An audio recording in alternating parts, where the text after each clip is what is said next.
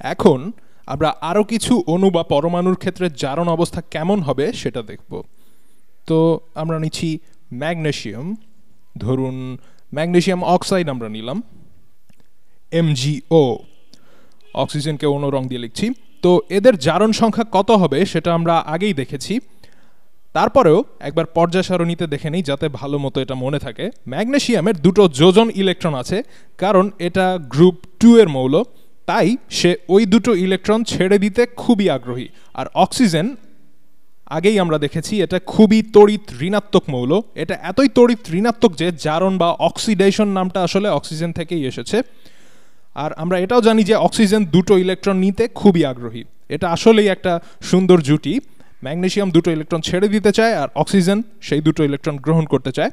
তো এখন কি ঘটবে? ম্যাগনেসিয়াম দুটো ইলেকট্রন ছেড়ে দেবে, আগে সে নিরপেক্ষ ছিল তাই ছেড়ে দেবার পর তার জারণ সংখ্যা হবে +2, এটা ধরেই নেওয়া যায়।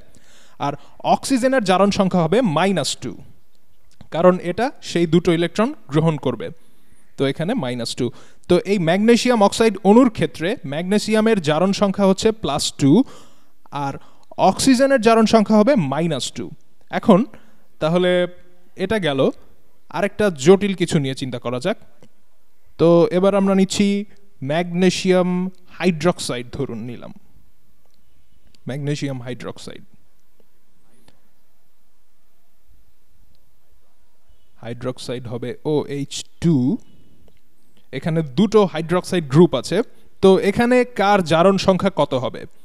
আমি আগে ভাবতাম যে ম্যাগনেসিয়াম তো ইলেকট্রন ছেড়ে দিতে আগ্রহী, এটা দুটো ইলেকট্রন দান করে, তাই এর জারণ সংখ্যা পজিটিভ, মানে এর কাল্পনিক জারণ অবস্থা পজিটিভ। তো আমি যা চিন্তা করতাম তা হলো ম্যাগনেসিয়ামের জারণ সংখ্যা +2, তো আমি এখানে লিখছি +2। মনে রাখবেন, যদি এটা নিরপেক্ষ যৌগ হয় তবে এর পরমাণুগুলোর জারণ সংখ্যার সমষ্টি হবে 0। তো অক্সিজেনের ক্ষেত্রে সাধারণত জারণ সংখ্যা -2 হয়, তো আমি সেটা লিখছি, অক্সিজেনের জারণ সংখ্যা -2।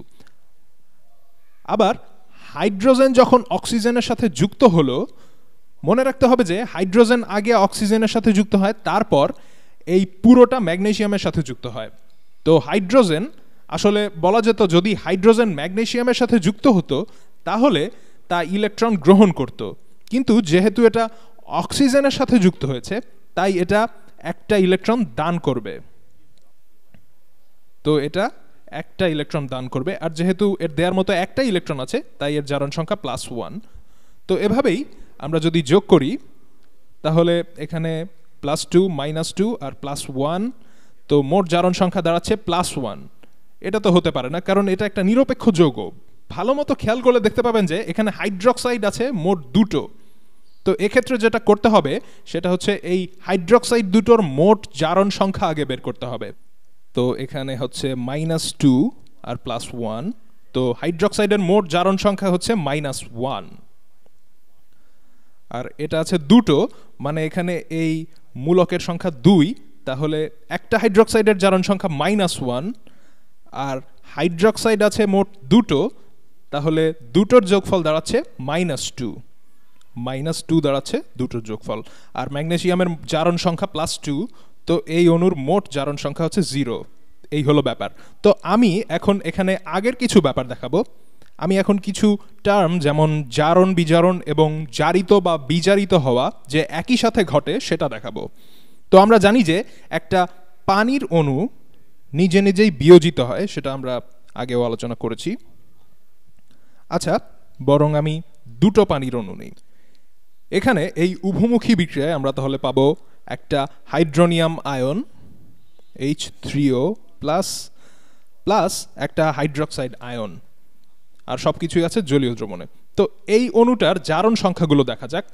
আমরা আগেও দেখেছি অক্সিজেনের জারণ সংখ্যা -2, এটা প্রত্যেক হাইড্রোজেন থেকে একটা করে ইলেকট্রন নিচ্ছে, প্রত্যেকটা হাইড্রোজেন একটা করে ইলেকট্রন দিচ্ছে, তাই এর জারণ সংখ্যা +1। এই অণুর জন্য এটা ঠিকই আছে, কারণ দুটো হাইড্রোজেন পরমাণুর জন্য এখানে হবে +2 আর একটা অক্সিজেনের জন্য -2, তো মোট হচ্ছে 0। তো এদিকের জারণ সংখ্যা কেমন হবে? এখানের একটা হাইড্রোজেন পরমাণু একটা ইলেকট্রন ছেড়ে দিয়ে পানির একটা অণুর সাথে যুক্ত হচ্ছে, আর ছেড়ে দেওয়া ইলেকট্রনটা এখানে চলে আসছে, তাই এই অক্সিজেনটার জারণ সংখ্যা এখনো -2 থাকছে, আর এই হাইড্রোজেনের জারণ সংখ্যা এখনো +1। তো এখানে -2 + 1 হচ্ছে -1। এখানে এটা ঠিকই আছে, কারণ এই হাইড্রোক্সাইডের চার্জ -1। তো এদিকে কি হচ্ছে দেখা যাক। প্রত্যেকটা হাইড্রোজেনের জারণ সংখ্যা +1, আর এই অক্সিজেনের জন্য -2। তো মোট চার্জ হিসেব করলে আমরা পাচ্ছি এখানে 3টা হাইড্রোজেন, প্রত্যেকের চার্জ +1, তো মোট +3, আর অক্সিজেনের জন্য -2। তো +3 -2 মোট চার্জ হচ্ছে তাহলে +1, আর এক্ষেত্রেও এটা ঠিকই আছে। তো প্রশ্ন হলো এখানে কি কারো জারণ সংখ্যার পরিবর্তন হয়েছে কিনা। যদি আমরা এখানে দেখি পানির 2টো অণু বা 2 মোল পানিতে 4টা হাইড্রোজেন আছে, আর এগুলোর জারণ সংখ্যা প্রত্যেকের +1। আবার এদিকেও মোট 4টা হাইড্রোজেন আছে, তাদেরও জারণ সংখ্যা +1 প্রত্যেকের। তো যদি এই বিক্রিয়াটা দেখি, এটা একটা উভমুখী বিক্রিয়া, কিন্তু হাইড্রোজেন আসলে এখানে জারিত হয়নি, কারণ এর জারণ সংখ্যার কোনো পরিবর্তন হয়নি। অন্যান্য বিক্রিয়া এটা জারিত হচ্ছিল, কিন্তু এই বিক্রিয়ার ক্ষেত্রে এটা জারিত হয়নি। একইভাবে অক্সিজেনের ক্ষেত্রে এখানে 2টো অক্সিজেন পরমাণু আছে, 2টো অক্সিজেন পরমাণু এখানে আছে, প্রত্যেকের জারণ সংখ্যা -2। আবার এদিকেও 2টো অক্সিজেনের জারণ সংখ্যা -2। তো এখানে কারোই জারণ সংখ্যার পরিবর্তন ঘটছে না, কারণ কোনো ইলেকট্রন আদান প্রদান হচ্ছে না। তো এটা কোনোভাবেই জারণ বিজারণ বিক্রিয়া হতে পারে না। আমি এটা পরের ভিডিওতে আরো ভালো করে দেখাবো, এখন আপাতত এটা এখানেই রেখে দিচ্ছি। এটুকু মনে রাখবেন, এটা জারণ বিজারণ বিক্রিয়া নয়, এখানে কারোই জারণ সংখ্যার বা জারণ মানের কোনো পরিবর্তন হচ্ছে না। আপনি হয়তো এভাবে ভাবতে পারেন যে ম্যাগনেসিয়াম অক্সাইডের ক্ষেত্রে ম্যাগনেসিয়াম 2টো ইলেকট্রন দান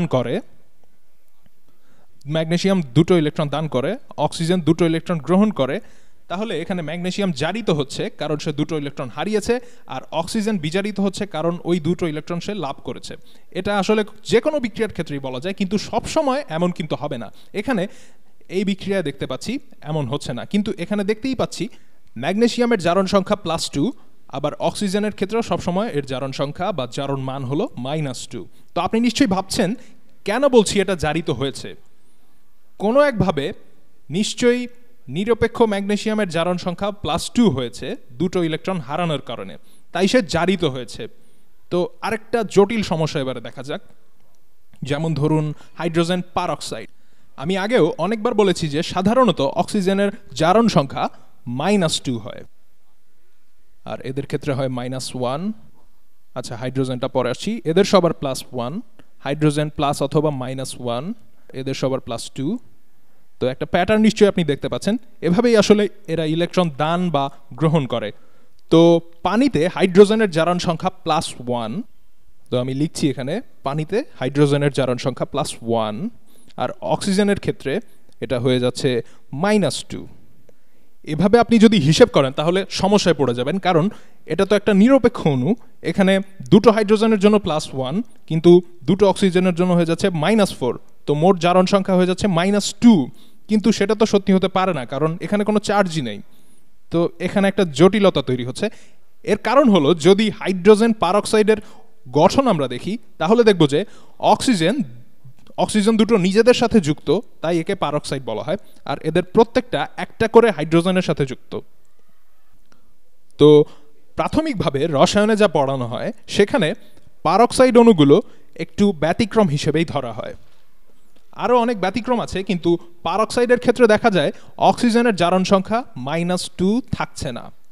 তো দেখি এখানে অক্সিজেনের জারণ সংখ্যা কত হবে, বিশেষত এই অণুটার ক্ষেত্রে। তো এই হাইড্রোজেন অক্সিজেন বন্ধনে অক্সিজেন ইলেকট্রন টেনে নেবে, হাইড্রোজেন সেই ইলেকট্রন হারাবে, তাই হাইড্রোজেনের জারণ সংখ্যা +1। একই ব্যাপার ঘটবে এদিকেও, অক্সিজেনের এই ক্ষেত্রে হবে +1, কারণ সেই ইলেকট্রন পাচ্ছে। তো এখানে কি হবে, এখানে তো একটা অক্সিজেন আরেকটা অক্সিজেনের থেকে ইলেকট্রন নিতে পারবে না, তাই জারণ সংখ্যার উপর এর কোনো প্রভাব পড়বে না। তো যেহেতু এই অক্সিজেনের জারণ সংখ্যা +1, তাহলে এই অক্সিজেনটার জারণ সংখ্যাও +1,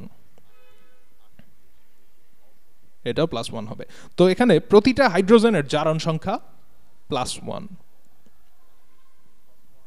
আবার প্রতিটা অক্সিজেনের জারণ সংখ্যা -1।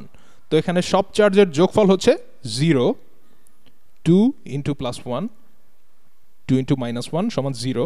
এটা একটা ব্যতিক্রম, তাই এটা জেনে রাখা ভালো। তো আরেকটা উদাহরণ আমরা দেখব এখন, আয়রন 3 কার্বনেট। এটা আপনারা প্রথম দেখছেন। তো প্রথম আমি যখন এটা দেখি আমি ভাবতাম এটাকে কেন আয়রন 3 কার্বনেট বলা হচ্ছে, এখানে তো মাত্র দুটো আয়রন পরমাণু বা আয়ন আছে।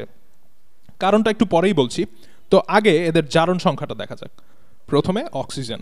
অক্সিজেনের ক্ষেত্রে জারণ সংখ্যা সাধারণত -2, এটা আমরা জানি। যদি কার্বন অক্সিজেনের সাথে যুক্ত হয়, পর্যায় সারণীতে যদি দেখি, এখানে কার্বন যুক্ত হবে অক্সিজেনের সাথে। কার্বন দুইভাবেই বিক্রিয়া করতে পারে। কার্বন কখনো ইলেকট্রন দান করে, আবার কখনো ইলেকট্রন গ্রহণ করে। কার্বন যখন অক্সিজেনের সাথে যুক্ত হয়, অক্সিজেন ইলেকট্রন নিতে চায়। তো যদি প্রশ্ন হয় এক্ষেত্রে কে ইলেকট্রন নিচ্ছে, তবে উত্তর হলো অক্সিজেন। তো কার্বন এক্ষেত্রে ইলেকট্রন দান করবে। এখন কথা হলো কার্বন কয়টা ইলেকট্রন দিতে পারবে। এখানে এর 1, 2, 3, 4টা যোজন ইলেকট্রন আছে। তো কার্বন এক্ষেত্রে আসলে 4টা যোজন ইলেকট্রন দান করবে। তো আবার কার্বনেটে ফিরে যাই। তো কার্বন তার 4টা যোজন ইলেকট্রন ছেড়ে দিতে পারে। তো কার্বনেট মূলকের জন্য এর মোট জারণ সংখ্যা কত হবে? তো লিখছি আমি CO3 বা কার্বনেট। তো কার্বনের জারণ সংখ্যা +4, কারণ সে 4টা ইলেকট্রনই দিতে পারবে সর্বোচ্চ। যেহেতু এটা অক্সিজেনের সাথে যুক্ত হচ্ছে, তার মানে এটা ইলেকট্রন দিতে বাধ্য। অক্সিজেন অনেক বেশি তড়িৎ ঋণাত্মক, আর প্রতিটা অক্সিজেনের জারণ সংখ্যা -2। তো +4 -3 গুণ -2। তো এখানে 3টা অক্সিজেন আছে, এখানে 4 - 6 সমান -2। তো আমরা বলতে পারি এই কার্বনেট মূলকটার জন্য জারণ সংখ্যা হবে -2। এখন ভেবে দেখুন, এখানে একটা কার্বনেটের জারণ সংখ্যা যদি -2 হয়, তাহলে ওই পুরো অণুতে 3টা কার্বনেট মূলক আছে, প্রত্যেকের জারণ সংখ্যা -2। তো আমরা পাচ্ছি এখানে মোট 3টার জন্য -6। 3টার জন্য আমরা -6 পেয়ে যাচ্ছি। এটা যেহেতু -6 আর অণুটা যেহেতু নিরপেক্ষ, তাহলে এই দুটো আয়রনের জারণ সংখ্যা অবশ্যই +6 হবে, কারণ এদের সমষ্টি তো 0 হতেই হবে, না হলে নিরপেক্ষ তো হবে না। তো এদের প্রত্যেকে, এভাবে বলি, যদি এদের দুটোর জারণ সংখ্যা মোট +6 হয়, তবে প্রতিটার জারণ সংখ্যা অবশ্যই +3 হতে হবে। তো কাল্পনিকভাবে এটা যদি সত্যি হয়, তবে প্রতিটা আয়রন পরমাণু 3টা করে ইলেকট্রন এই কার্বনেট পরমাণুকে দান করবে। তো এটাকে কেন আয়রন 3 কার্বনেট বলা হচ্ছে এতক্ষণ হয়তো বুঝতেই পারছেন। এর কারণ এর জারণ সংখ্যা 3। আয়রন বা আরও অন্যান্য উপধাতুর কয়েক রকম জারণ অবস্থা থাকতে পারে। তো যখন আয়রন 3 কার্বনেট আমি লিখছি, তার মানে এটার জারণ অবস্থা 3, অথবা বলা যায় এখানে অক্সিজেনের জারণ সংখ্যা +3। তো এখন আরেকটা উদাহরণ আমরা দেখব, এটা একটু মজার। Acetic acid. যেহেতু এটা প্রথম দেখাচ্ছি, তাই এর আসল গাঠনিক সংকেতটাই আগে দেখিয়ে নিচ্ছি। জৈব রসায়নের আগে আমি এটা নিয়ে আর কিছু বলতে চাচ্ছি না, কিন্তু এখন একটু দেখি এখানে এগুলোর চার্জ বা জারণ সংখ্যা কেমন হবে। তো এখানে যা দেখছেন, বেশিরভাগ ক্ষেত্রে এটা এভাবেই লেখা হয়। অক্সিজেন দুটোর ক্ষেত্রেই জারণ সংখ্যা -2, দুটোর ক্ষেত্রেই -2। হাইড্রোজেনের ক্ষেত্রে এখানে +1, এখানেও +1। তো আমরা কি পেলাম? আমরা পেলাম অক্সিজেনের জন্য -4, আবার হাইড্রোজেনের জন্য এখানে থাকছে +3, আবার এখানে পাচ্ছি +1। তো সবগুলো যোগ করলেই 0 পেয়ে যাচ্ছি। তো মনে হতে পারে তাহলে হয়তো কার্বন জারিত হয়নি, তাই হয়তো এদের জারণ সংখ্যা 0। মানে এখানে দেখে তো তাই মনে হচ্ছে, এটার সমষ্টি 0ই আছে, শুধু অক্সিজেন আর হাইড্রোজেন দেখে তাই মনে হচ্ছে। তো দেখে নেই এটা সঠিক কিনা। কার্বন যখন হাইড্রোজেনের সাথে যুক্ত হচ্ছে, কে ইলেকট্রন নিয়ে নেবে?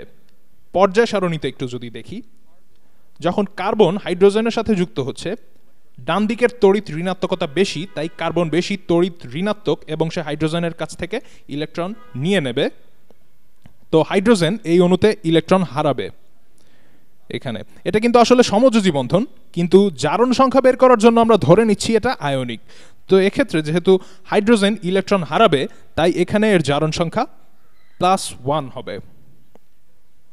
এটুকু পর্যন্ত বোঝাই যাচ্ছে। এখানে আমি এটা আগেই করে রেখেছিলাম। আর এখানে হাইড্রোজেন ছাড়া এখানে তো শুধু কার্বন আর অক্সিজেনই আছে, তাই আমি বলেছি হাইড্রোজেন এখানে ইলেকট্রন দান করবে। কিন্তু এখানে যদি ক্ষার ধাতু বা কোনো মৃৎক্ষার ধাতু থাকতো তবে আমি এত নিশ্চিত হয়তো হতে পারতাম না, কারণ সেই ক্ষেত্রে হয়তো হাইড্রোজেন ইলেকট্রন গ্রহণ করত।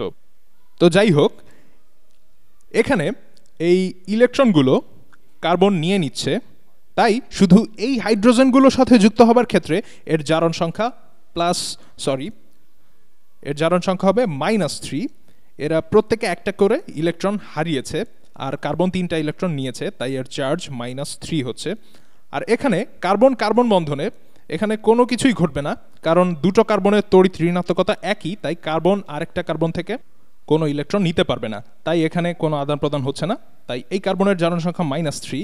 আর এখানে হাইড্রোজেনের জারণ সংখ্যা হবে +1। এটার ইলেকট্রন অক্সিজেনকে দিয়ে দিচ্ছে। আর এই অক্সিজেন অন্যান্য ক্ষেত্রের মতোই দুটো ইলেকট্রন নেবে, একটা নেবে এই কার্বন থেকে আরেকটা নেবে এই হাইড্রোজেন থেকে। তো এর জারণ সংখ্যা -2 হচ্ছে। আবার এই অক্সিজেনটাও দুটো ইলেকট্রন নেবে, এক্ষেত্রে এটা এই কমলা রঙের কার্বন থেকে ইলেকট্রন নেবে, তো এরও জারণ সংখ্যা -2। তাহলে এই কার্বনের জারণ সংখ্যা কত হবে? এটা দুটো ইলেকট্রন এটার কাছে হারিয়েছে, আবার একটা ইলেকট্রন দিয়েছে এই অক্সিজেনকে। মনে রাখবেন, এটা একটা ইলেকট্রন কার্বন থেকে নিচ্ছে আরেকটা নিচ্ছে হাইড্রোজেন থেকে। তো এটা একটা ইলেকট্রন এখানে হারালো, এদিকে হারালো দুটো, মোট ইলেকট্রন হারালো 3টা। তো এর আসলে চার্জ থাকছে +1। তো দেখতেই পাচ্ছি শেষমেশ অ্যাসিটিক অ্যাসিডের মোট জারণ সংখ্যা হচ্ছে 0, কারণ এই -3 আর +3 যোগ করলে আমরা পাচ্ছি 0। যদিও আগেও মনে হচ্ছিল এদের জারণ সংখ্যা 0, কিন্তু এখন দেখতে পাচ্ছি এই সবুজ কার্বনের জারণ সংখ্যা -3 আর এই কমলা কার্বনের জারণ সংখ্যা +3। তো আশা করি এটা বুঝতে আপনাদের কোনো সমস্যা হয়নি। আর এটা যদি আপনারা বুঝে থাকেন তাহলে মনে করবেন আপনি এখন জারণ সংখ্যায় একজন এক্সপার্ট হয়ে গিয়েছেন। তো এই ভিডিও এখানেই শেষ করছি, পরের ভিডিওতে সবার সাথে আবার দেখা হবে।